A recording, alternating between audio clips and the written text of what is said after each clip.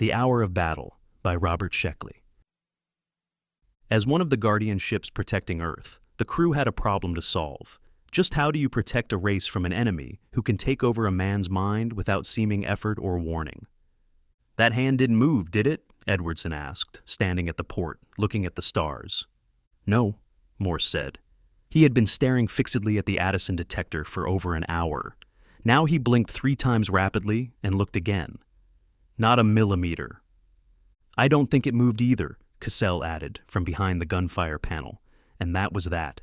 The slender black hand of the indicator rested unwaveringly on 0. The ship's guns were ready, their black mouths open to the stars. A steady hum filled the room. It came from the Addison detector, and the sound was reassuring. It reinforced the fact that the detector was attached to all the other detectors, forming a gigantic network around Earth. "Why in hell don't they come?" Edwardson asked, still looking at the stars. "Why don't they hit?" "Ah, shut up," Morse said. He had a tired, glum look. High on his right temple was an old radiation burn, a sunburst of pink scar tissue. From a distance, it looked like a decoration. "I just wish they'd come," Edwardson said. He returned from the port to his chair, bending to clear the low metal ceiling. "Don't you wish they'd come?" Edwardson had the narrow, timid face of a mouse, but a highly intelligent mouse, one that cats did well to avoid. "Don't you?" he repeated. The other men didn't answer. They had settled back to their dreams, staring hypnotically at the detector face. "They've had enough time," Edwardson said, half to himself. Castle yawned and licked his lips. "Anyone want to play some gin?" he asked, stroking his beard. The beard was a memento of his undergraduate days. Castle maintained he could store almost 15 minutes' worth of oxygen in its follicles. He had never stepped into space unhelmeted to prove it. Morse looked away, and Edwardson automatically watched the indicator. This routine had been drilled into them, branded into their subconscious. They would as soon have cut their throats as leave the indicator unguarded. "Do you think they'll come soon?" Edwardson asked, his brown rodent's eyes on the indicator. The men didn't answer him. After 2 months together in space, their conversational powers were exhausted. They weren't interested in Castle's undergraduate days, or in Morse's conquests. They were bored to death even with their own thoughts and dreams, bored with the attack they expected momentarily. "Just one thing I'd like to know," Edwardson said, slipping with ease into an old conversational gambit. "How far can they do it?" They had talked for weeks about the enemy's telepathic range, but they always returned to it. As professional soldiers, they couldn't help but speculate on the enemy and his weapons. It was their shop talk. "Well," Morse said wearily, "our detector network covers the system out beyond Mars's orbit." "Where we sit," Castle said, watching the indicators now that the others were talking. "They might not even know we have a detection unit working," Morse said, as he had said 1,000 times. "Oh, stop!" Edwardson said, his thin face twisted in scorn. "They're telepathic. They must have read every bit of stuff in Everset's mind." "Everset didn't know we had a detection unit," Morse said, his eyes returning to the dial. "He was captured before we had it." "Look," Edwardson said, "they asked him, 'Boy, what would you do if you knew a telepathic race was coming to take over Earth? How would you guard the planet?'" "Idle speculation," Castle said. "Maybe Everset didn't think of this." "He thinks like a man, doesn't he? Everyone agreed on this defense. Everset would too." "Syllogistic," Castle murmured, very shaky. "I sure wish he hadn't been captured," Edwardson said. "It could have been worse," Morse put in, his face sadder than ever. "What if they'd captured both of them?" "I wish they'd come," Edwardson said. Richard Everset and C.R. Jones had gone on the first interstellar flight. They had found an inhabited planet in the region of Vega. The rest was standard procedure. A flip of the coin had decided it. Everset went down in the Scouter, maintaining radio contact with Jones in the ship. The recording of that contact was preserved for all Earth to hear. "Just met the natives," Everset said. "Funny-looking bunch. Give you the physical description later."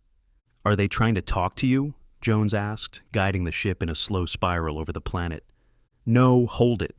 "Well, I'm damned. They're telepathic. How do you like that?" "Great," Jones said. "Go on." "Hold it. Say, Jonesy, I don't know as I like these boys. They haven't got nice minds. Brother?" "What is it?" Jones asked, lifting the ship a little higher. "Minds? These bastards are power crazy. Seems they've hit all the systems around here, looking for someone to... Yeah, I've got that a bit wrong, Everset said pleasantly. They are not so bad.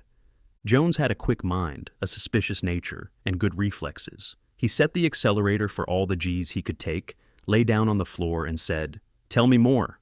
"Come on down," Everset said, in violation of every law of spaceflight. "These guys are all right. As a matter of fact, they're the most marvelous." That was where the recording ended, because Jones was pinned to the floor by 20 G's acceleration as he boosted the ship to the level needed for the sea jump. He broke 3 ribs getting home, but he got there.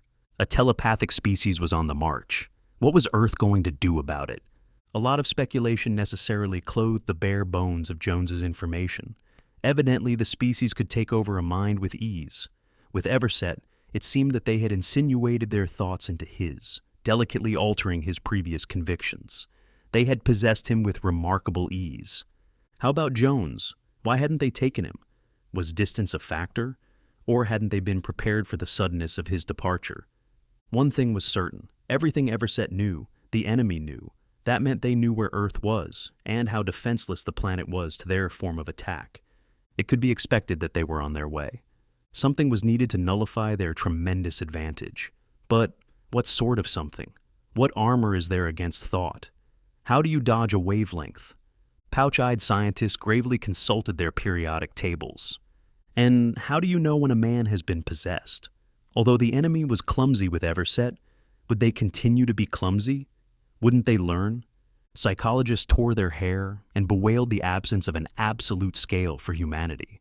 Of course, something had to be done at once. The answer, from a technological planet, was a technological one. Build a space fleet and equip it with some sort of a detection fire network. This was done in record time. The Addison detector was developed, a cross between radar and the electroencephalograph. Any alteration from the typical human brainwave pattern of the occupants of a detector-equipped ship would boost the indicator around the dial. Even a bad dream or a case of indigestion would jar it. It seemed probable that any attempt to take over a human mind would disturb something. There had to be a point of interaction, somewhere. That was what the Addison detector was supposed to detect. Maybe it would. The spaceships, 3 men to a ship, dotted space between Earth and Mars, forming a gigantic sphere with Earth in the center. Tens of thousands of men crouched behind gunfire panels, watching the dials on the Addison detector. The unmoving dials. "Do you think I could fire a couple of bursts?" Edwardson asked, his fingers on the gunfire button. "Just to limber the guns?" "Those guns don't need limbering," Castle said, stroking his beard. "Besides, you'd throw the whole fleet into a panic." "Cassell," Morse said very quietly, "get your hand off your beard." "Why should I?" Cassell asked. "Because," Morse answered, almost in a whisper, "I am about to ram it right down your fat throat." Castle grinned and tightened his fists. "Pleasure," he said. "I'm tired of looking at that scar of yours." He stood up. "Cut it," Edwardson said wearily. "Watch the birdie." "No reason to, really," Morse said, leaning back. "There's an alarm bell attached." But he looked at the dial. "What if the bell doesn't work?" Edwardson asked. "What if the dial is jammed? How would you like something cold slithering into your mind?" "The dial'll work," Castle said. His eyes shifted from Edwardson's face to the motionless indicator. "I think I'll sack in," Edwardson said. "Stick around," Castle said. "Play you some gin." "All right." Edwardson found and shuffled the greasy cards, while Morse took a turn glaring at the dial. "I sure wish they'd come," he said. "Cut," Edwardson said, handing the pack to Castle. "I wonder what our friends look like," Morse said, watching the dial. "Probably remarkably like us," Edwardson said, dealing the cards. Castle picked them up one by one, slowly, as if he hoped something interesting would be under them. "They should have given us another man," Castle said. "We could play bridge." "I don't play bridge," Edwardson said. "You could learn." "Why didn't we send a task force?" Morse asked. "Why didn't we bomb their planet?" "Don't be dumb," Edwardson said. "We'd lose any ship we sent, probably get them back at us, possessed and firing." "Knock with 9, Castle said. "I don't give a good damn if you knock with 1,000, Edwardson said gaily. "How much do I owe you now?" $3,508,010. "I sure wish they'd come," Morse said. "Want me to write a check?" Take your time. Take until next week. Someone should reason with the bastards, Morse said, looking out the port. Castle immediately looked at the dial. I just thought of something, Edwardson said. Yeah? I bet it feels horrible to have your mind grabbed, Edwardson said. I bet it's awful. You'll know when it happens, Castle said. Did Everset? Probably. He just couldn't do anything about it. My mind feels fine, Castle said. But the first one of you guys starts acting queer. Watch out. They all laughed. Well, Edwardson said, I'd sure like a chance to reason with them. This is stupid. Why not? Castle asked. You mean go out and meet them? Sure, Castle said. We're doing no good sitting here. I should think we could do something, Edwardson said slowly. After all, they're not invincible. They're reasoning beings. Morse punched a course on the ship's tape, then looked up. You think we should contact the command? Tell them what we're doing? No, Cassell said, and Edwardson nodded in agreement. Red tape. We'll just go out and see what we can do. If they won't talk, we'll blast them out of space. Look! Out of the port, they could see the red flare of a reaction engine, the next ship in their sector, speeding forward. They must have got the same idea, Edwardson said. Let's get there first, Castle said. Morse shoved the accelerator in, and they were thrown back in their seats. That dial hasn't moved yet, has it? Edwardson asked, over the clamor of the detector alarm bell. Not a move out of it, Castle said, looking at the dial with its indicator slammed all the way over to the highest notch. The end. Best audiobooks for free hopes that you have enjoyed this production of The Hour of Battle by Robert Sheckley. Please subscribe to our channel on YouTube and Rumble, as your subscription is the support we need to create more great free content. Please look to our website at bestaudiobooksforfree.com for a complete list of our audiobooks.